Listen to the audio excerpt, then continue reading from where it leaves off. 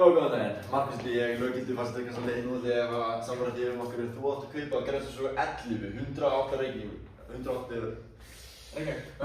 Reykjavík, já, 108 Reykjavík og góðan daginn.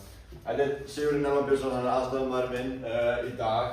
Þetta sem sagt húsið, þetta stofan og eldhúsið og svona rosalega fallegt hús. Þetta tæknilegar upplýsingar koma eftir, en hérna sjáum við stofuna, þetta bara svona almennt flott sjóar, pádrarkerfi, borð fyrir 4, síðan bar og svona hálfgerð eyja, samt ekki alveg eyja. Fallegt eldhús með glugga. Við sjáum hérna fallegan sófa með útsýni yfir næsta stigagang hérna fyrir utan, sjóar, hérna næsta síðar. Þetta svefnherbergin, þetta master bedroom, síðan fyrir 2 krakka. Við veitum að þið ekki krakka, en ef þið fáum krakka þá þetta kjörið fyrir barnaherbergi. Síðan getið bara breytið sér skrifstofur, þvottahús, you name it. Það er að gera alla fjölda við þetta, bara það örugglega fullt af geymslupláss sem þetta nýta næsta síða. Þetta baðherbergi, mjög snyrtilegt baðherbergi, klósett, þvottavél, þurrkari, allt sem maður þarf, vaskur, spegill.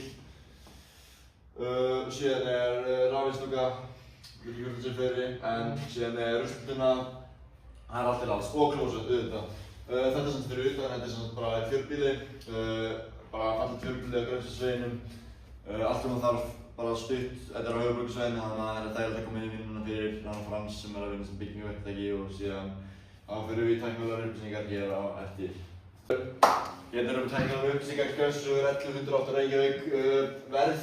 Markaðsverðið sem uppgefið á MBL síðunni, það 55.484.000 krónur.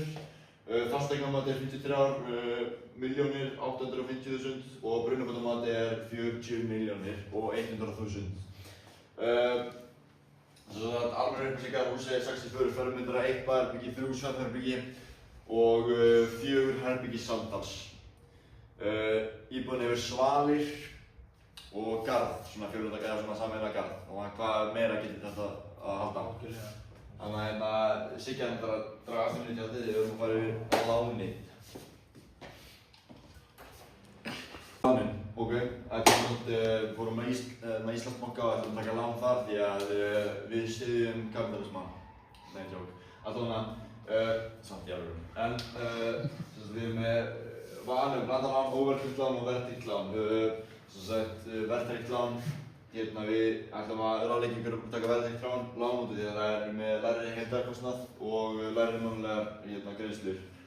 Þetta verður bara lánið sjálft, síðan viðbótarlán og síðan eitthvað fyrir fyrstu kaupmyndir. Og eins og sjáum næsta síðu, þá þetta grafið sem við þurfum að nýta okkur. Þetta greiðslurnar, þetta innborgarinn á höfuðstólinn og þetta sem höfuðstóllinn sjálfur. Þannig að hann fer að hækka þetta aðeins í byrjunni síðan fer hann öll lækkandi hérna. Næstu síðu þá sjáum við að við byrjum á því að greiða 298.000 krónur á fyrsta mánuðinum og síðan í lokin þá verðum við komin upp í 653.000 krónur á mánuði. Við erum á næstu síðu. Það er útreikningar.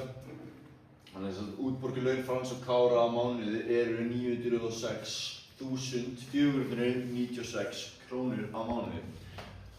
Framfærsluviðmið umboðsmanns skuldara á mánuði er 315.809 krónur sem er þá með inniföldum öllum helstu gjöldum eins og sorphirðugjald, vatnsveitu og rafmagnskostnað. Og síðan er þá eftir 590.000 það bil sem hægt að nota til lánagreiðslu og einkamátan.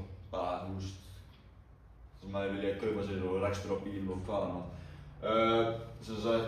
Eins og takk eftir þá þetta lægri laun heldur en lokatölur lánsins sem voru til 25 ára og það má skýra það með að það verða pottet komið launahækkanir á millitíðinni og sem það var bara komið betri kjör almennt séð.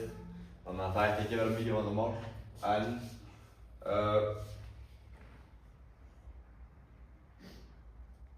Já, þetta er svona... Technical difficulties. Já, það var góð. Takk fyrir okkur.